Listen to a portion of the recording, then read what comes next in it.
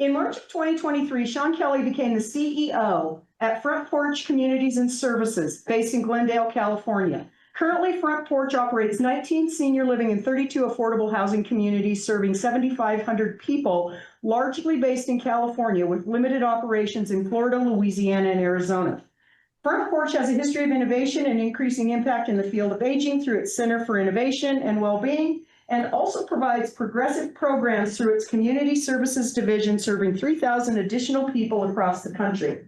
With over 3,000 team members working to provide a diverse range of programs and services, Front Porch is noted as one of the nation's largest and leading not-for-profit senior living providers. Sean came to Front Porch from the Kendall Corporation, where he served as president and CEO from 2016 to 2023.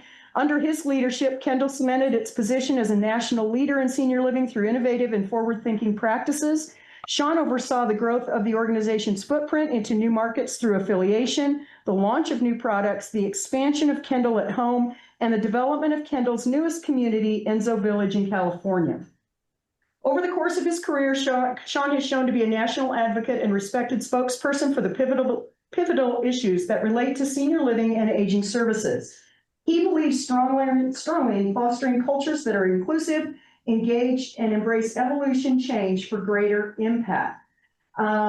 He's a native of Metro Philadelphia. He's a member of Leading Age, the Institute for Senior Living, the Vision Center Board of Directors, which is where I came to know Sean, the Senior Living 100 Advisory Board, the Healthcare Leadership Council, the Healthy Aging Coalition, and several other related organizations. He is also a contributing author of Paths to Leadership in the Senior Living Industry. He's a freaking big deal. And so I'm thrilled that he has made time to visit with us today via Zoom. And he is going to tee this whole class up. Regardless of what your major or what your interest is, the world is aging. The world is aging.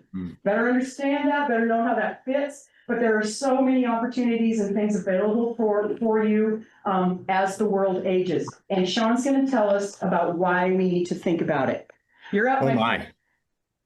Hey, Nancy. Hey, thank you, Nancy. And gang, thanks for at least being curious enough to walk into this moment and to take advantage of Nancy's expertise, enthusiasm, etc. Does this sound okay, by the way?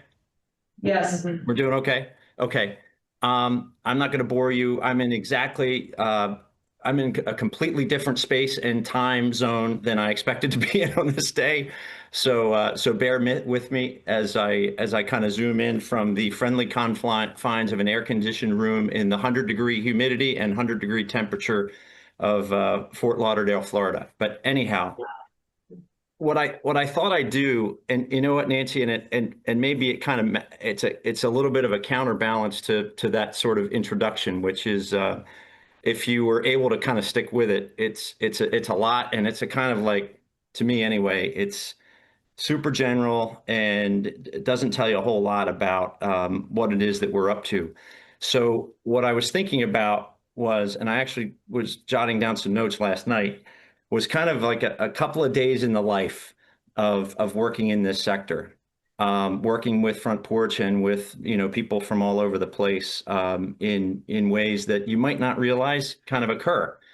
The last time I was with Nancy, I was giving a talk about the work and how the work that we all get to do around here is one hell of a lot different than what most of the world thinks it is. The work is different in the same way that getting older is different. I came into the space, and I'm not going to bore you with the whole story, but the thing that kind of turned my light on to work in this space was in part driven by the fact that I walked into a retirement community and experienced something that was 100% different, 180 degrees from what I anticipated. I walked into a space that was more akin to a classroom on fire, people chatting kind of before class when everybody's coming in, getting together, meeting each other maybe for the first time, catching up on what we did the last night, the last weekend, over the summer, maybe in your all's case. And, it was a place where people lived, learned, came together, fell in love again, discovered new things, made greater impact in the world, and also got older. And when I saw that in real life, it just threw me for a loop. And it helped me realize that, God darn, I wish I had the people in my life that were older that even knew that this was a thing. So in a hot minute, I became attracted to the sector. And I'm not going to go into my history, but I thought about kind of a couple of days in the life. So I'm going to start. A couple of days ago, and I know this is 2 days, so I got to go back into next week. I do get to move around a lot given my role. We do have some technology platforms that are around the country, and I also get to do a lot of yapping in different venues, gratefully. But my first devotion is to the folks that I work with and the folks that we serve, and then increasingly the folks that we hope to serve. So we are an organization that was born of a fairly good sized merger that occurred in 2022. That kind of got us a total spread across the state of California, got us a total spread across the country with a technology platform called Well Connected. And one of the things that we realized that we needed to do was generate a culture that actually meant something. We had a name, Front Porch, and we had a lot of cool communities and a lot of amazing people, but we couldn't kind of rally around, who are we, what do we care about, and why should anybody else care about what we care about? So we went on a mission to generate a culture where everybody could feel a part and indeed be a part of the work that we're doing and the work that we hope to do. We wanted to do it a little faster than the many, many years. You may hear stories from other colleagues of mine around the country. This is really, really hard work. It's a lot different than just saying, I want to be a place that people can come, feel a part of, and contribute. It takes time to develop those relationships where people actually trust that that's an environment that is real, so that they're willing to take chances and walk their way into it. So one of the ways that we're accelerating this environment is by working with the Disney Institute. The Disney Institute is kind of an inside consulting practice that is a part of the Disney Corporation, and they are built to help organizations like ours develop standards, programs, practices, and so forth, kind of from the bottom up and the top down and the sides in. And the goal here is to help generate a common purpose. Disney's common purpose is to generate happiness. We have a larger common purpose, which is to recognize that every single one of us makes a difference. Disney is helping us build the construct that will help energize the thousands and thousands of people that we work with to indeed feel a part of this bigger thing and contribute to it without fear, knowing that we all are empowered to do what it is that we think we need to do, regardless of our job description in any given moment, in order to make a difference in the lives of our colleagues and the lives of people that we're serving, the families we're serving, partners from the outside, et cetera. So we've developed this crazy framework. The Institute did a ton of work over the last 6 months. And last Thursday, I showed up at a meeting among our builders in Disneyland. So our builders come from every walk of life from throughout our organization. And by design, they are asked to help our whole organization generate what our common purpose might be. It's still a work in progress, but the point of the matter is, I'm not going to tell you what our common purpose is. We're going to discover from the ground up what that means. They've been hard at work staying at the Grand California down there in Disneyland. And again, everybody from social work to dishwashers to clinical services to life enrichment to billing, you name it. We had people, maintenance, engineering, et cetera, people from all walks of life. And I was in the neighborhood visiting one of our communities, and I thought, how can I be in the neighborhood and not stop in? So I stop in and the place is alive. The Disney folks are wicked smart. They come with the Disney imprimatur, but they're like McKinsey. So it's a whole other area. Talk about not knowing about something, but these are brilliant, brilliant people that are helping us framework our program. So I walked into this room. I'm among friends and colleagues, but I was a little nervous because it's not my usual group, and I was kind of crashing in. And let me tell you something. When you get to bear witness to and kind of share space with folks that care about what their work is, that have purpose in their own lives and want to contribute even bigger than what they've already done, that have been activated to know that they're going to help drive our organization into its next era, I was beyond humbled. I was taken aback by how grateful these folks were that they were doing the work. They're doing more work. And then to be able to, tell me how important it was for them to not only know that they were contributing to what it was that the organization was doing, but to contribute to the wider world, a world that wants to know more about the possibilities that come with aging, and a world that wants more good people to come experience these things. It was amazing, absolutely amazing, more than I had hoped for. They were very grateful to see me taking all kinds of pictures and all that jazz. And I was just telling a group earlier, how they may have felt is tiny compared to how they made me feel. Proud to be a part of this bigger thing that they were also a part. So then I went from there and I went to visit one of our communities I met with that happens to be in Anaheim.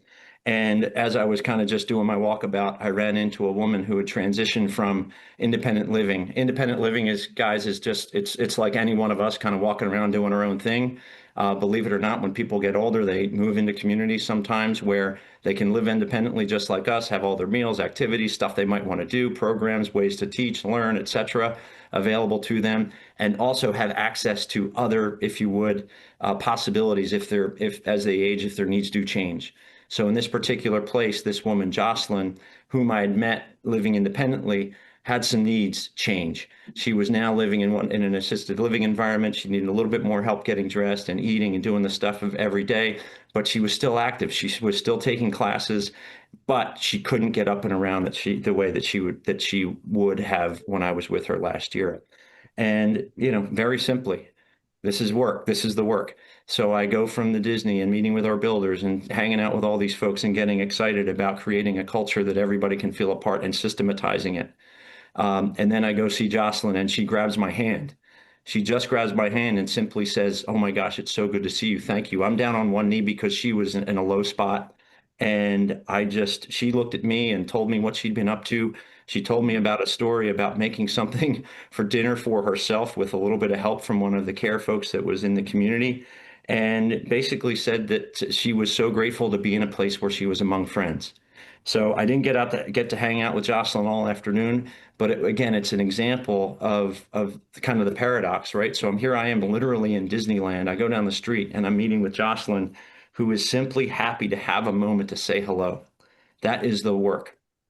From there, I actually had a conference call with we have a dining services group.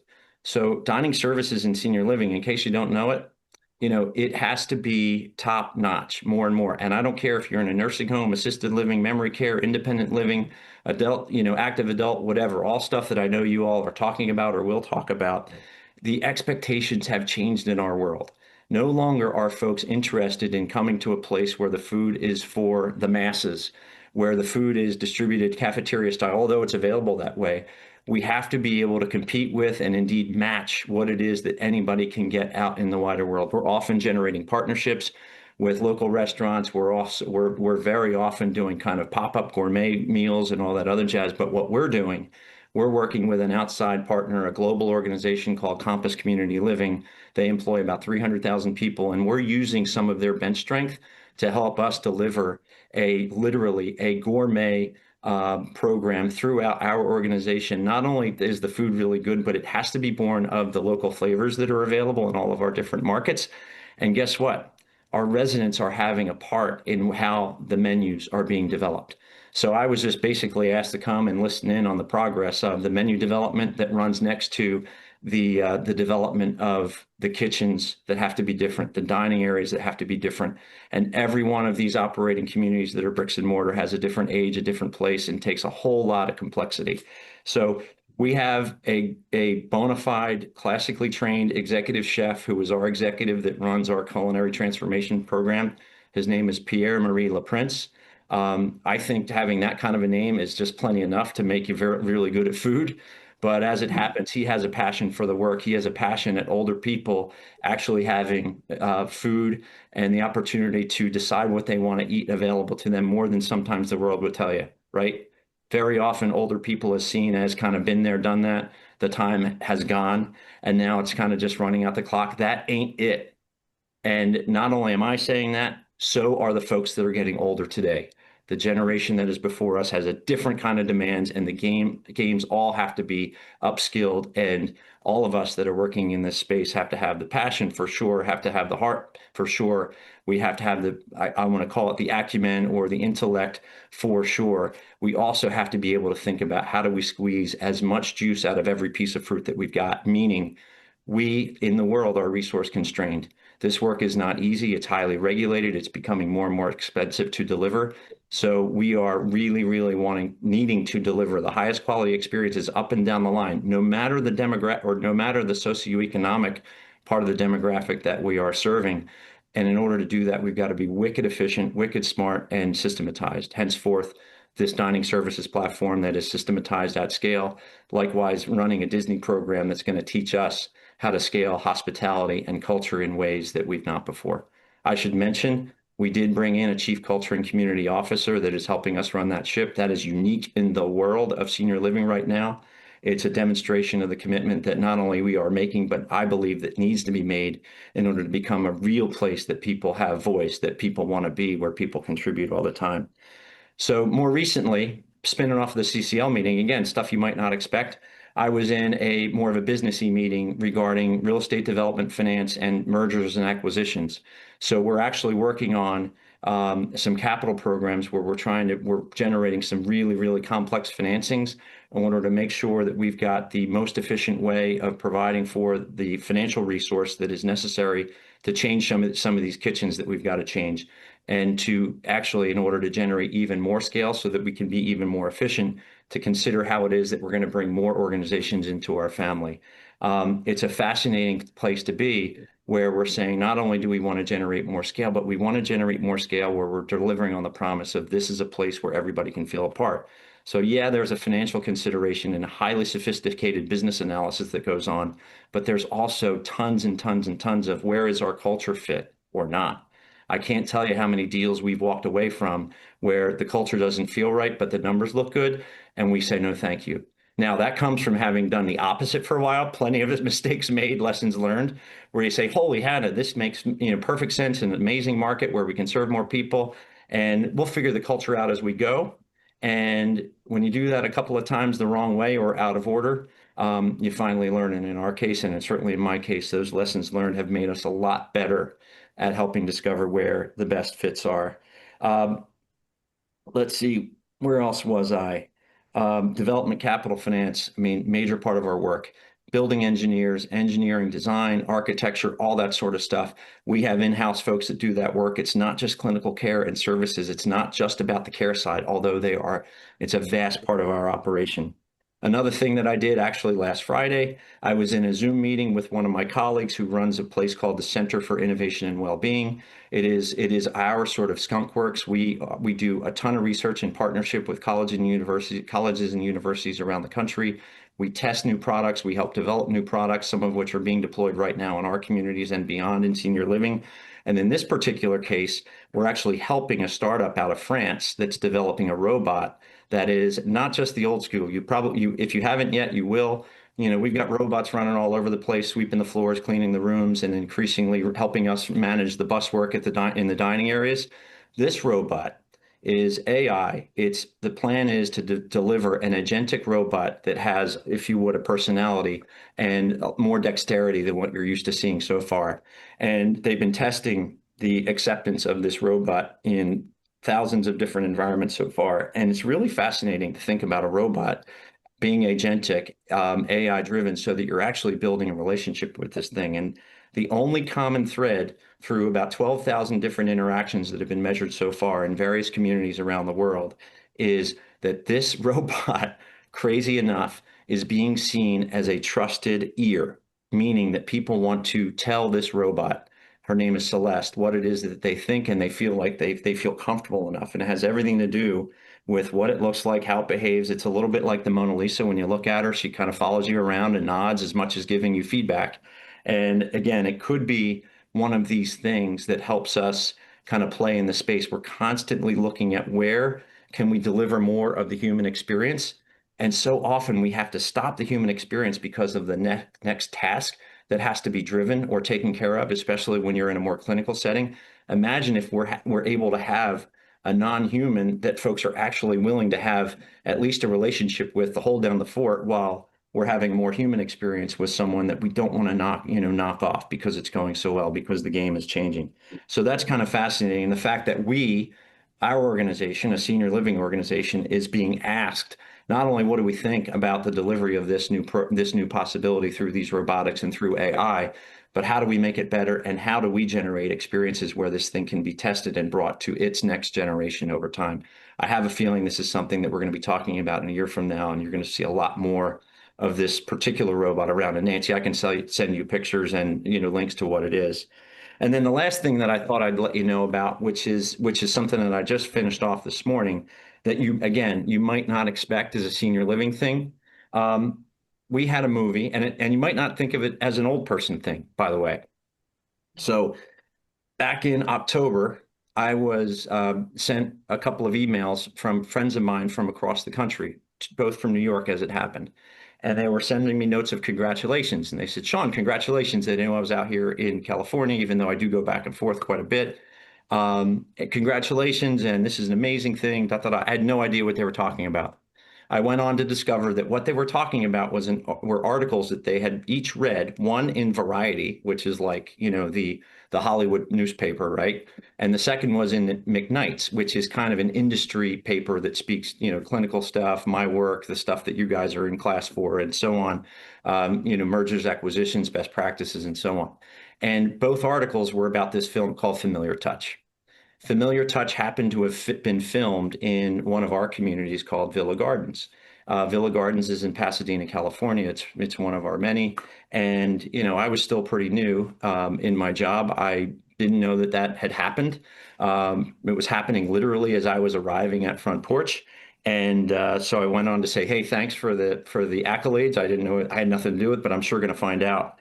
So I find out what it is, and lo and behold, this is a film that was indeed made in one of our in our community Villa Gardens, and it's a full-on feature, and it was shown at the various film festivals across the earth. And then this one in particular in Venice, it won literally all of the awards: Best Actress, Best Picture, Best Director, Best New Director, etc. And this woman, Sarah Friedland. And then once I saw that, I said, I'd love to get a little bit closer. I was lucky enough to have been invited to a special showing in Hollywood before it was available in theaters. And when I saw it, it reminded me of the first time that I knew I wanted to be in this space. I saw a film that was a depiction of getting older, that was honest in how damn hard it can be, and honest in how beautiful it can be in a given moment too. It was honest about what the work is, because it's not always perfect. And we're dealing with folks that are having bad days sometimes, both working and living among us.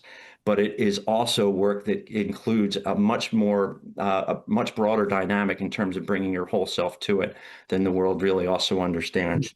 And it was led by a woman who herself is 80 years old, who delivers a performance that kind of takes you to a place that's as if it is someone that is dear to you going through this experience. So I see it, and I realize that more of the world needs to be aware of these kinds of sensibilities. It's something that we fight with in this sector. You're lucky to have Nancy, who kind of brings it to life in a way that not many can. And I have a feeling that many of you are already brought to life, or otherwise you would not be here. But in my mind, this became something that I wanted more of the world to see. So I called on a series of colleagues that I've known from around the country, and we got this film in front of a bunch of us that care about this work and the world an awful lot. And before the movie was available in theaters, we were able to rally troops to the point where it was only initially going to be released in 4 cities. By the time it got up and running, it was released in over 75 cities in the US and over another 100 cities across the world. The movie is called Familiar Touch. It has gotten every accolade under the sun. It's now going to be shown at colleges and universities. There are folks developing curriculum around it, and so on and so forth. That is really, really important. It's going to be shown at the big national conferences at Leading Age and NIC that I know you're going to hear more about as we go. And back to this. So I mentioned this is my work. So before I got on with you all today, I was on the phone with a series of producers, and then with the director and writer of this film. And what I'm talking to, and her name is Sarah Friedland, brilliant. What I'm talking to Sarah about is one now thing. The woman, Kathleen Chalfant, who is the principal actress in this film, who is 80 years old herself, is in consideration for a nomination for an Academy Award. An 80-year-old woman depicting someone with early stage dementia moving into a retirement community is in the consideration in the world for a nomination for an Academy Award. And what we're talking about is how we develop a campaign in association with the producers and directors and the makers of this film in order to make sure that the folks in the Academy are able to lay their eyes on it. in order to make sure that it's got the same kind of juice that other things you might see that are in front of academy people, make sure that that can happen. A part of our job is to make sure that more people in the world understands what all of this is. This whole business of aging is different than what people think, as is this work. So what we are doing as of today is we're going to be generating a campaign in association with the folks that made the movie in order to raise up three things. Number one, the work is a hell of a lot different than what people think it is. It's a lot more relational, a lot more connectivity, a lot more, if you would, love beyond the usual clinical stuff that everybody gets fixated on. Number two, the work, the whole notion of getting older is different than what people think it is. It's not just about getting older and being broken and losing and declining and declining. There is the reality of loss and decline, but there is also beauty in what can come before any one of us as we get older. And this movie depicts that strongly, and the world needs to see it more. Number three, the notion of being in community is different than what people think. Being in community, especially as one gets older, is to be among friends and to watch people activate into a space where they are otherwise often isolated and away from others. You don't have to be in a bricks and mortar retirement community to be in community, but you do need to be among. And to be able to see this, to be able to see folks among others is going to be really, really beautiful. The taggers on are the whole notion of confronting an ageist world with an 80-year-old who will be in consideration for an Academy Award is a massive story that we want to put our shoulders behind. Not just me, Sean, not just Front Porch, but we as a sector. And then the second thing that I haven't told you about, this was filmed at our place, Villa Gardens. Here's the thing, and this is different than what you would expect. It wasn't filmed at Villa Gardens because they needed a set. It wasn't filmed at Villa Gardens in a couple of days or even a couple of weeks. It was filmed at Villa Gardens because the leadership that worked at Villa Gardens said, okay, if my residents can get behind it. And the residents said, we can get behind it, but we too want to be a part of what it is. So guess what? These residents not only are in the movie, they're in the credits as grips, as consultants, as casting agents, et cetera, et cetera. So this movie exists not just because of the brilliance of Sarah Friedland, who thought of it, wrote it and her own experience is amazing. It exists as this artwork, not just because of her work and because of the actors that brought it to life, in particular, Kathleen Chalfant. It exists because of the courage and ingenuity and creativity that we had in this community. It exists because it was made by and with the residents, not on top of them. And that took about 7 or 8 weeks in order for the film team to come in. They ran programs and got the residents familiar with what it was that filmmaking was all about. They generated side stories and B-roll and helped write in massaging the screenplay. And then, of course, acted and consulted into what now has become an amazing movement. So I feel a part of that, not just as Sean, not just as a Front Porch, not just, along with the residents and team members at Villa Gardens, but really as a part of the work that we do. So that's my kind of larger story. The work is not really what you think. There's a lot that lives inside of it. It helps me bring out every element of the things that I care about as a person, as a professional, and as somebody that wants to leave this world better off than how he found it or was lucky enough to experience it.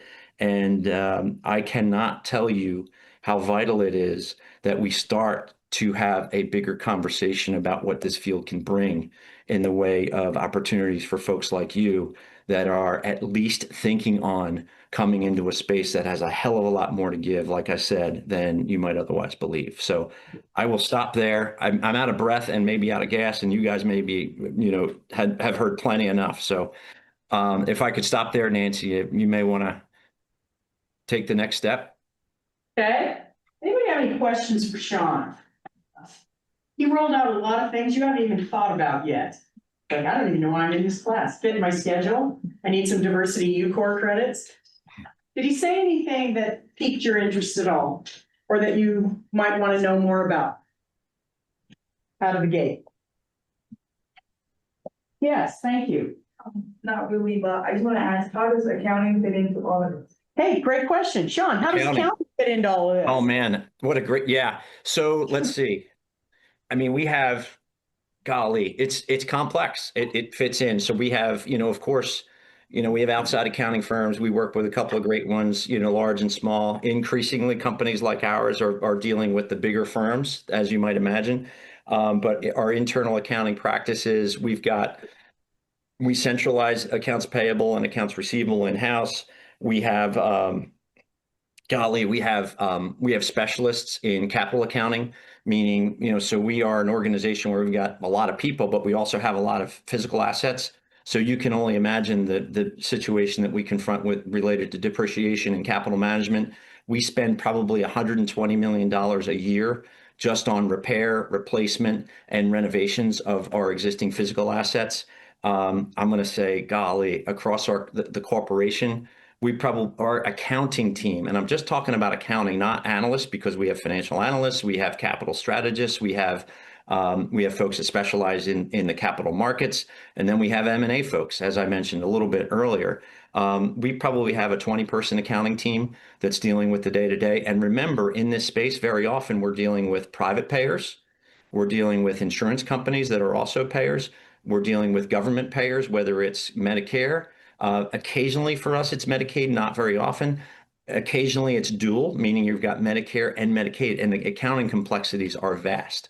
And then, of course, our organization, we're a collection of many organizations to make us one. So I don't want to get into how complicated it can get when we get into the annual audit. We probably have teams from our outside auditing firm on site for about 6 to 8 weeks just to get ready to begin the work of the actual audit itself, doing all the intake and study and so forth.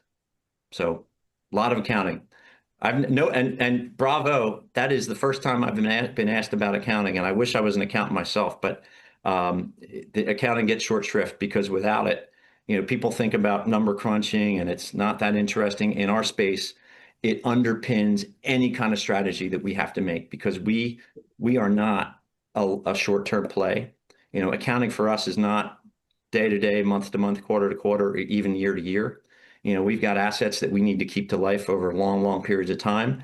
And then we also have, in terms from an operational standpoint, we have people that come to live with us that some stays are short, 6, 12, 18 months. Most stays are 8, 10, 12, 15 years. So they're counting on our accounting to be top of the heap in terms of its quality and consistency too. It's a great question. Thank you. At the end of the day, these are businesses. They're businesses. And just like any business, businesses have to make money to be able to move forward. And Lord knows, it takes lots of accountants to do that. Other questions? Any other questions you might have? Right. Yes, thank you. Go ahead. On the same kind of question, like how it relates to like market and the marketing side of that kind of business. What about marketing, Sean? Oh my gosh, what a great question. Yeah, so let's see. So a little bit of so we've got it in different ways. So we have, I mentioned familiar touch. To me, that's like macro. That's the brand of the work. When I talk about the movie and what we hope to get from it, the reality is I'm not a movie producer, but I see the possibility of that particular thing being able to speak into the wider world about what this work actually is so that more people might look in on us and discover that they want to come live among us, number one. So there is that kind of branding work that we do it all the time. We're actually doing a brand study just for Front Porch because we want to learn what it is that people, what do people think about when they think about senior living in Front Porch, and how are we delivering on what it is that they are thinking about, and is there more to be done in the way of meeting the value proposition that people want and need. There's also then the business, so that's the kind of the macro stuff, and we speak to it, written word. I do videos all the time, kind of on that outward facing stuff, as do my colleagues. And then partnerships with other organizations really helping us build the brand of senior living so that more people can come to us, not just to live, but also to work. The second kind of marketing that goes on an awful lot is, this is kind of inside like corporate stuff. We are marketing among ourselves all the time.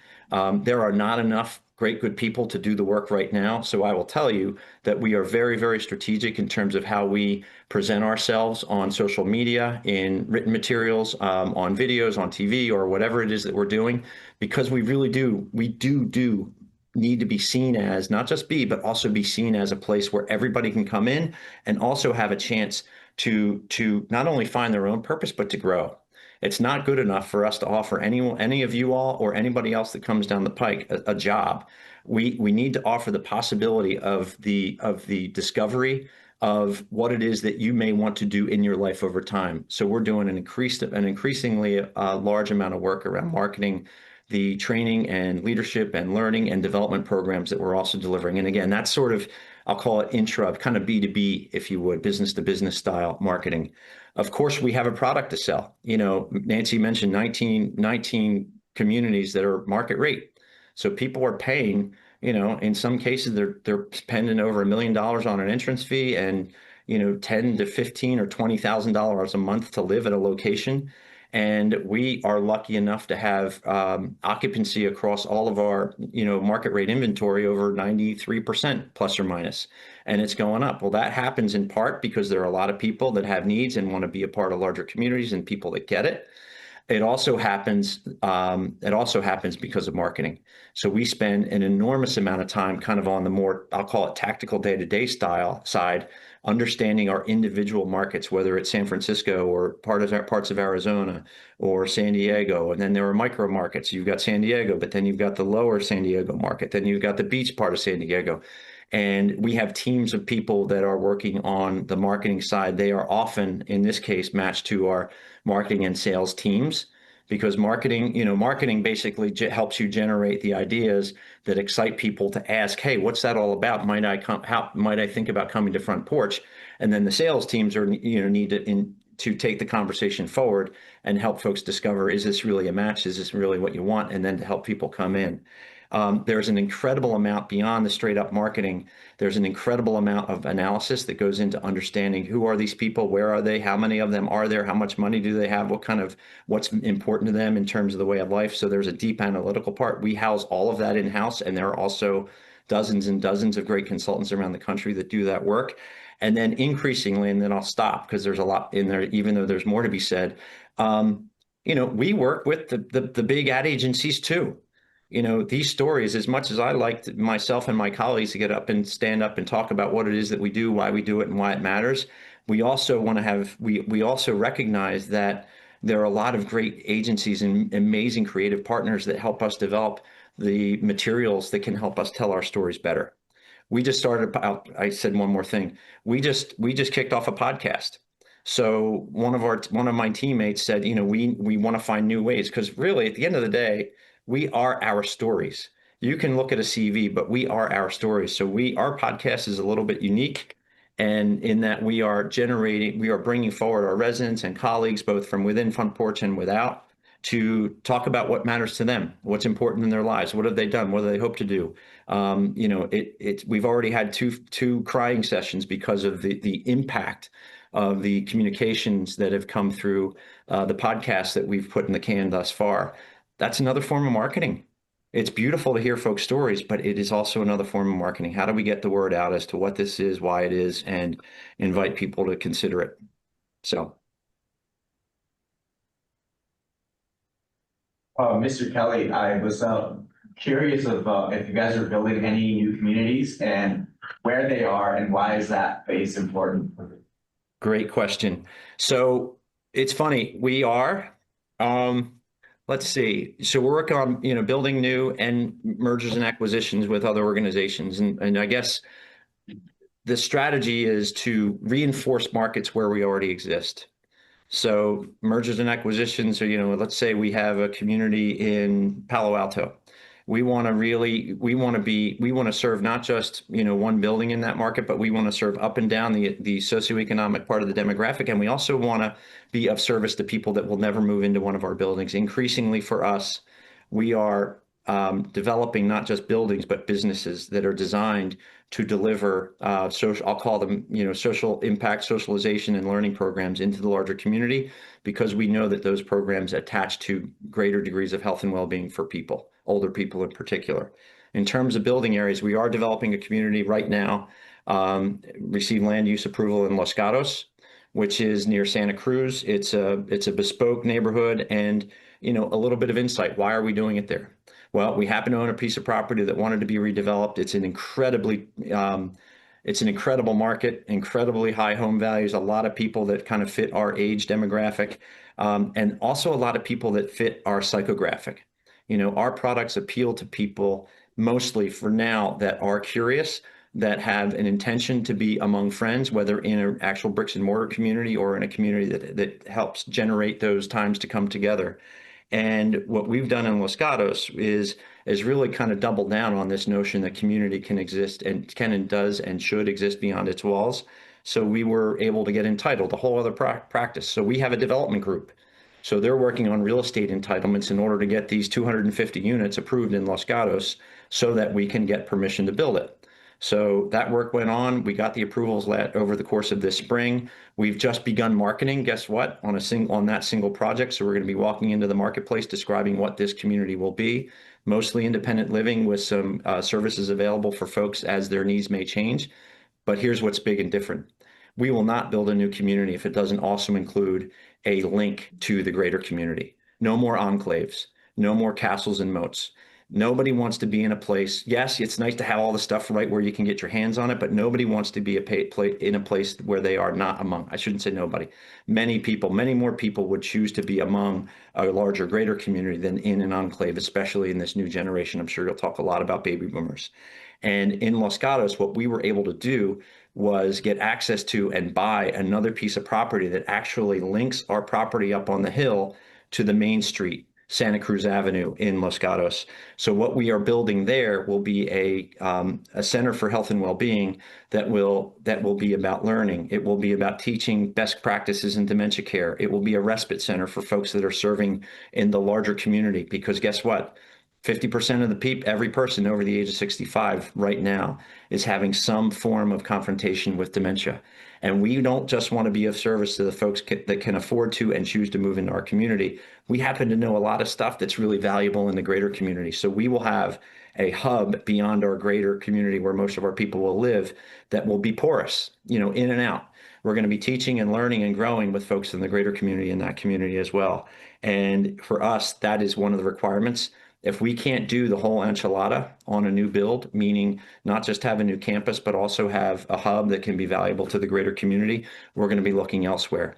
The thing about building stuff, as you probably know, based on having thought enough to ask the question, the hardest part right now is finding a space, not where you can build necessarily, but where you can get allowed to build. California is particular, all the coasts are really, really hard to get entitled to build, but when you can, the world is really our oyster, so long as we're listening to the folks that we are hoping to attract to come live with us as we're doing the design for what it is that we might build. We're also looking at building another campus actually down south. We're working currently with San Diego State University on a mixed-use development that would include another community similar to the one, retirement community, independent living, assisted living, some memory care, tons of amenities, amazing food, learning centers for older people, and so on and so forth. But this would be embedded on a part of the San Diego State University campus in a way that would enable some intergenerational learning, work possibilities, and so forth. That could be a little bit different than what we've been able to do previously. There's others, but yeah, so we're looking to build. The time is now, and it's drives some of my colleagues crazy, but we got to continue to, we're still trying to build out this culture, right, and make it work. I mentioned Disney, but we also have to recognize that we've got to walk and chew gum at the same time and keep our development work underway, because we're already behind in terms of providing for the numbers of, if you would, living units that this aging population is going to need.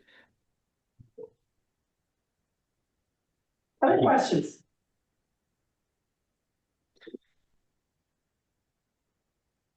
Sean, does your company provide internships to students like these?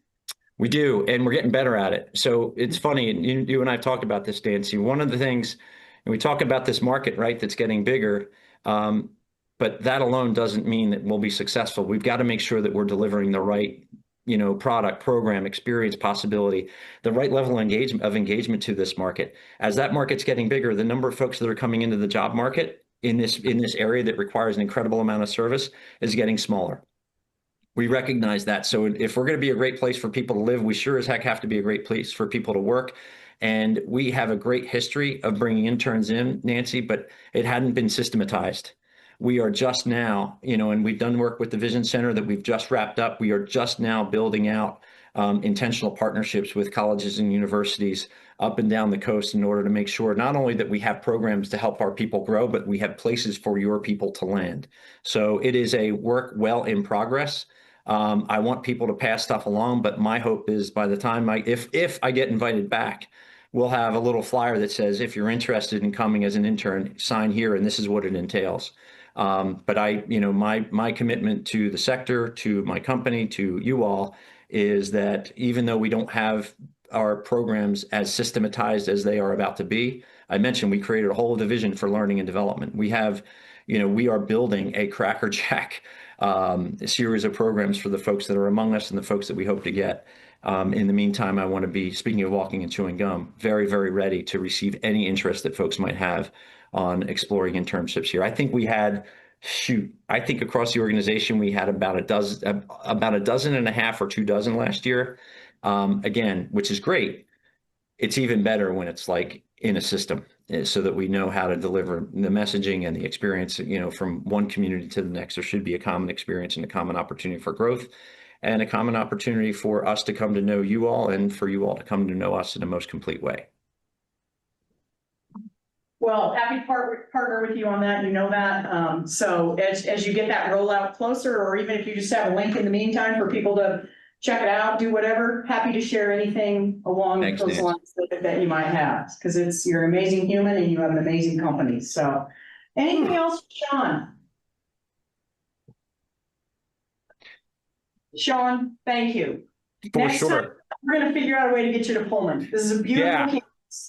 I can't wait. I can't wait. I'm in. It's just, I'm no different than anybody else. It's just a weird time of life right now, Nance. Thank you very much. And thanks for having me. And you guys, the very best of luck. And listen, you never know what you might run into. And I will say, if I could leave you, Nancy, with this thought, my first job in this sector, when I came into it on purpose, I was asked to do a whole bunch of work that I didn't feel like I had any business doing. I wasn't ready. I wasn't experienced. I wasn't even sure why the hell I got the job, frankly. And the guy said to me, one of my mentors who brought me in, Avery, I said, Avery, this is awesome, but why? He goes, Sean, can't teach enthusiasm. And one of the things that I take from that is to have someone like you, Nancy, kind of leading folks into what this work might be. That is truly as enthusiastic and passionate for what it is and what it may be, is a real gift. And you can't teach it. You just have to, you got to be it, and you got to know it when you get to be around it and appreciate it. And I sure do. So thank you, and congrats to all you guys.